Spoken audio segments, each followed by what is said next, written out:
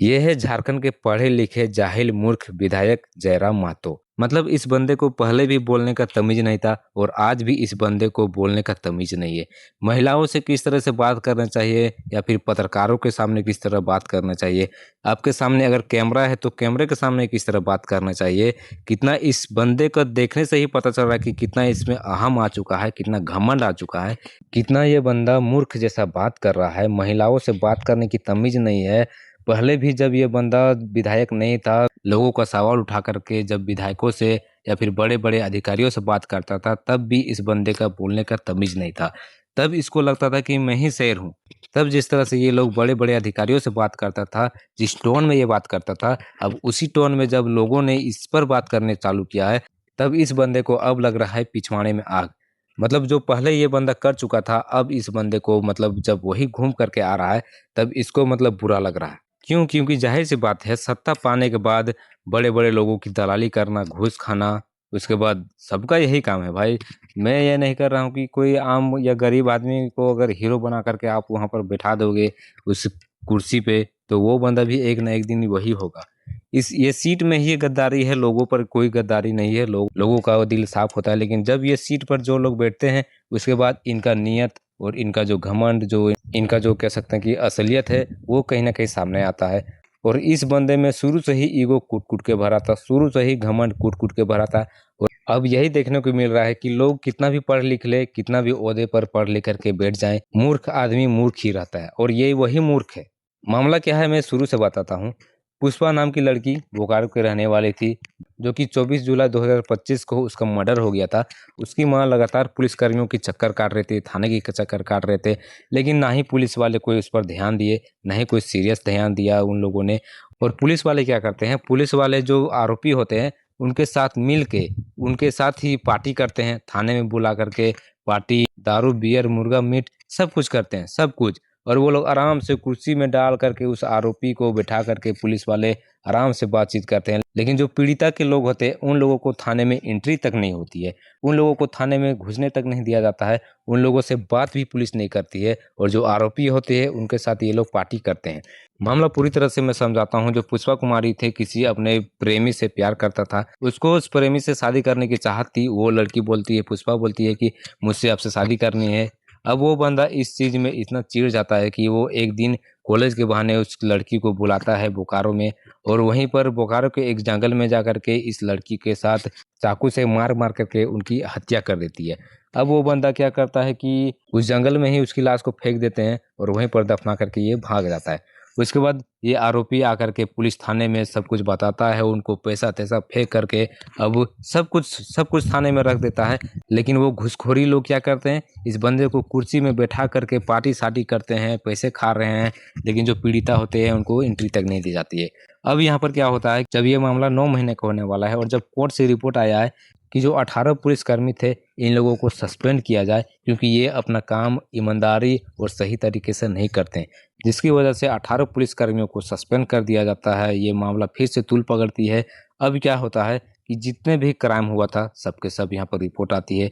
सब अभी जो नया जो टीम बनी है, वो एक दिन के अंदर आरोपी को गिरफ्तार करती है, आरोपी से पूछताछ करती है। और पूछताछ के बाद पता चलता है, अभी पता चला है कि वो उस लड़की का लाश कहाँ है। अभी तक उस लड़की का लाश तक भी नहीं मिला था। उस लड़की का लाश बरामद किया जाता है जंगल से। उसके बाद कार्रवाई शुरू होती है। जो 18 पुलिसकर्मी थे उन लोगों पर यहाँ पर कड़ी सख्त कार्रवाई की जाती है। उसके बाद जो पीड़िता की माँ होती है, पिछले 9 महीने में उन जहाँ जहाँ वो भाग दौड़ की है, जिससे जिसे वो पैसे दी है, जिसको जिसको वो पैसे दी है कि मेरी बेटी को इंसाफ मिलना चाहिए। अब इंसाफ पाने के लिए उसकी माँ जो कुछ होता है उनसे वो करती है। लोन लेकर के जिला परिषद को और पुलिस कर्मियों को ये घूस देती है कि कहीं ना कहीं चलो काम तो करें, पुलिस वाले सही काम तो करें। लेकिन ये उल्टा क्या करते हैं, ये लोग इनसे भी पैसे लेते हैं और वो अपराधी से भी पैसे लेते हैं। अपराधी को ला करके कुर्सी में बैठाते हैं, उनसे मतलब पार्टी साटी करते हैं, कोई अपना काम ढंग से नहीं कर पाते हैं। लेकिन फिर भी यही मामला को लोग उठा करके इस अहंकारी जयराम महतो के पास ले जा करके उनका राय लेने की कोशिश करते हैं कि आप कम से कम साथ दीजिए पुलिसकर्मियों को, मतलब आप दबा कर रखिए कि सही काम करे। तो ये उल्टा उन महिलाओं पर ही ये गुस्सा हो जाते हैं। और जो बंदा वीडियो बना रहा था, उस बंदे का कैमरे पटक करके, उस मोबाइल को पटक करके ये फोड़ देते हैं। और इसका मतलब देखिए किस तरह की जाहिलपना है। इतने बड़े ओहदे पे ये हैं, ये डुमरी क्षेत्र का ये विधायक है, लेकिन ये फिर भी ये बंदा का हरकत देखिए। एक टुच्चे से लोग जो करते हैं ना, जो पागल माइंड के जो लोग होते हैं वो करते हैं, वही हालत ये खुद कर रहा है। ये महिला बोलती है कि 10,000 रुपया जिला परिषद को दिया है, लेकिन जिला परिषद भी कोई काम नहीं कर रही है। तो ये अहंकारी उल्टा भड़क जाता है कि क्या प्रूफ है कि तुम लोगों ने 10,000 रुपये जिला परिषद को दिए। अब बताओ, कोई भी अपना काम करवाता है, चाहे वो सही काम हो या गलत काम हो, वो देने से पहले किसी को लिखवाता है कि मैं इतना पैसा आपको घूस दे रहा हूँ, इतना मेरा काम करने के लिए मैं इतना घूस दे रहा हूँ, ये मुझे करके दो, उसके बदले में मैं इतना तुमको पैसा दूंगा। ये उन्हीं पुलिस कर्मियों से ये भी मिला हुआ है। मैं अभी इनके ही क्षेत्र का एक घटना सुनाता हूँ। सूरज कुमार महतो, जो कि बाराडीह के रहने वाले एक बच्चा था, कम से कम 18-20 साल का वो लड़का था। उसको किसी ने मार करके एक भाटे के बगल में उसको फेंक दिया जाता है। अब जब मामला तूल पकड़ती है तो पुलिस वाले क्या कहते हैं, जब पुलिस वाले लाश को उठाने आते हैं तब बोलते हैं कि अगर हम लोग इस बंदे को इंसाफ नहीं दिला पाए, इस सूरज कुमार को अगर इंसाफ नहीं दिला पाए, तो धिक्कार है हम लोगों की इस वर्दी पर। इतना करके इतना कह करके लोगों का मन भाग करके, क्योंकि उनको उस टाइम उस लाश को उठाना था, लाश को उठा कर ले जाते हैं पास पोस्टमार्टम। जब रिपोर्ट कुछ दिन बाद आता है तब वो लोग कहते हैं कि ये जो सूरज कुमार है, ये दवा यहाँ पर इनका अटका हुआ है, जिसके वजह से इनका मौत हो गया। जबकि उस बंदे के शरीर में ये आँख जो हुआ है, बायां आँख, वो उनका आँख निकला हुआ था।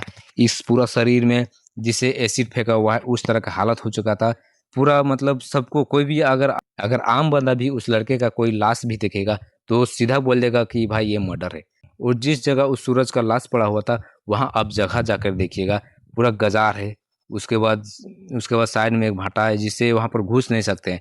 वहाँ पर मार करके उस बंदे को उस झूर में नीचे डाल करके फेंक दिया गया है। उसका मोबाइल वहीं पर फेंक दिया है, सब कुछ। मोबाइल वहाँ पड़ा हुआ है दूर में, उसका लाश यहाँ पड़ा हुआ है, उधर जूता ले जा करके फेंक दिए हैं। मतलब इस तरह की वहाँ पर घटना हुआ था, लेकिन फिर भी पुलिस वाले कहते हैं कि ये आत्महत्या है। बताओ। उसके बाद बहुत सारे दिन बीत जाते हैं, पुलिसकर्मी अपना काम नहीं कर रहे थे, पुलिस बोल रहे हैं कि ये आत्महत्या है। जब गांव वाले लोग मिलके इस घमंडी विधायक के पास जाते हैं तो ये विधायक क्या बोलता है पता है? चलो मैं पुलिस वालों से बात करता हूँ, पुलिसकर्मियों से बात करता हूँ कि जल्दी वो लोग अपना काम अच्छा तरीके से करे। इस मामले में क्या है, कौन मर्डर किया है, कम से कम खुलासा करे, कम से कम मोबाइल लोकेशन का ट्रैक करे। इतना सब आश्वासन दे करके लोगों को भेज दिया गया उनके घर। उसके बाद ये बंदा किसी को फ़ोन करके बोलता है, कोई लड़का, गांव का ही लड़का था, कि उस मामले में क्या हुआ, बात किए कि नहीं। तो वो बंदा बोल रहा है कि भाई देखो, जिस तरह से इनका लाश पड़ा हुआ था, कोई देख करके पुलिस वाले बोल रहे हैं कि यहाँ पर जो गर्दन में है, वहाँ पर जो है जहर का टुकड़ा पड़ा हुआ है, जिसकी वजह से उनका मौत हो गया। उस बंदे को सबको पता है कि इसका आँख निकला हुआ पड़ा था, इसका जो इधर पूरा पूरा शरीर, पैर से लेकर के हाथ से लेकर के एसिड से जला हुआ जैसा दिख रहा था, सबको पता है। लेकिन उस टाइम विधायक ने भी इन लोगों का साथ नहीं दिया। वो बोल रहा है कि वो भी उल्टा बोल रहे हैं कि जो पुलिस वाले बोल रहे हैं वो सही है। उसका भी 8 से 9 महीना के करीब होने वाला है, उस केस का भी अभी तक कोई हार्म सिम नहीं हुआ। यहाँ तक कि जब लोग प्रोटेस्ट करने के लिए निकले थे रोड पर, उसमें भी इस बंदे को, जयराम महतो जो ये बंदा है, इसको भी बुलाया गया था कि आप हम लोगों का साथ दे ताकि पुलिसकर्मी अपना काम करे। ये क्या करता है कि अपना मेडिकल कराने के बहाने ये बंदा गायब हो जाता है।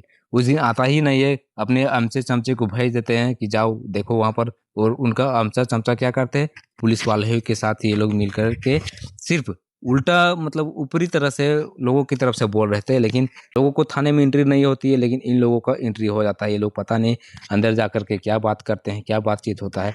लेकिन वहाँ पर भी लोगों को निराशाहीजनक हुआ। शाम 6-7 हुआ, लोग अपने घर आ गए लौट करके। और पुलिस वाले को पता ही है कि 1-2 दिन प्रोटेस्ट करने से कोई फायदा नहीं होने वाला है, घूस लेने वाले लेते रहेंगे।